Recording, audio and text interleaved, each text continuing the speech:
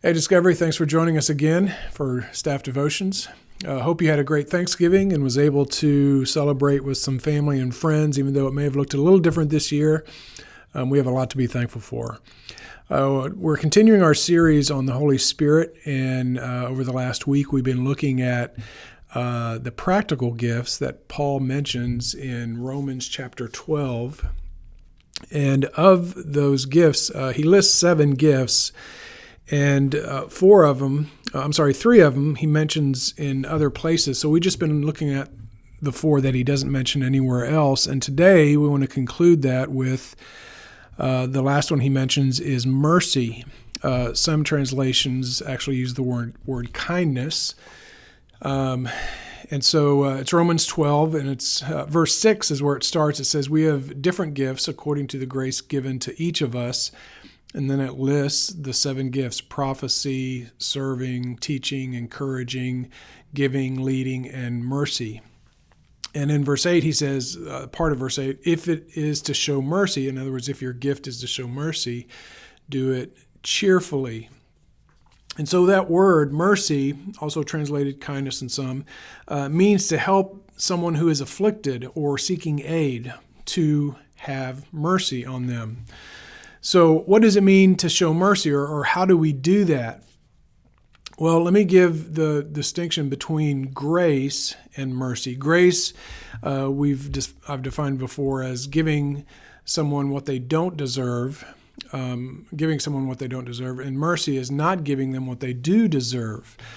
So Paul says that those with this gift of showing mercy, that they should show it cheerfully. Not as though it's unpleasant, but to do it cheerfully. So that person who has this gift is able to show mercy with a joy, with delight. Now, if you don't think that you have the gift of mercy, that doesn't excuse you to be rude or hateful or even belligerent. It doesn't mean you can be that to others simply because you don't have this gift of mercy. We're still called to love those who hate us. We're still called to show mercy. And it's just that those who have this gift are able to flow in mercy beyond what normally comes natural. So we can ask ourselves, if when someone hurts us, or when they betray us, or they just don't like us, what is our response? How do we respond? Okay. Paul later in that same chapter, Romans 12, verse 20, he says this. And it's almost like he's continuing talking about mercy, or how to show mercy. He says, if your enemies are hungry, feed them.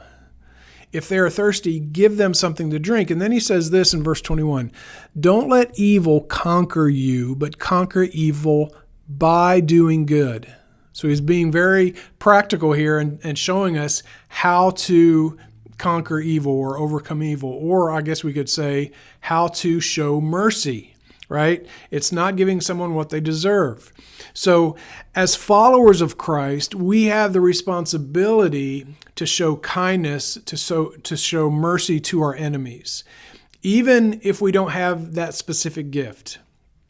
Even if we think, well, I don't have that gift, I don't have to show it. No, even when we don't have it, we still have the responsibility to show mercy.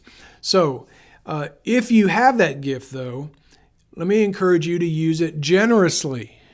Because the gift of mercy is one way that God shows His goodness to us. And it's one way that God shows His goodness to unbelievers. And you can be an example. Really, we can all be an example. But especially if you have this gift, you can be an example of God in this way to the world. And that's what we're all called to do, is to be an example of God's love, God's grace, God's mercy to the world. I hope this helps today, and I hope you have a great rest of the day, rest of the week. Know that we're praying for you. We love you, and we hope to see you on Sunday. God bless.